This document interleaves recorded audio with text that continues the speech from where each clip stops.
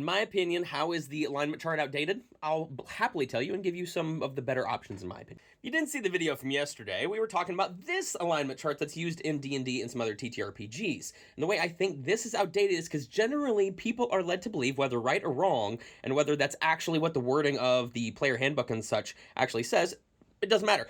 They're led to believe that when you're creating a character, they need to fit within one of these boxes to guide the moral compass, and frankly, also personality of your character, but more so the moral compass of your character. Let's face it, people are not that simple. We don't fit into one simple box like this to guide every decision. Everything has nuance. And that's why I think something like this works so much better, because it has a spectrum, right? You can be a slightly evil person who is good at most things, but the fact that you're evil in just the right way is going to make most of society still hate you, even though you're doing mostly good. Or you can be just downright evil all the way, right? There's nuance to all this stuff. And that's the thing about those squares, is they're square, and they don't allow for that flexibility in describing exactly how a character thinks about life, about certain topics in life, and where they truly fall. And this gives a better picture.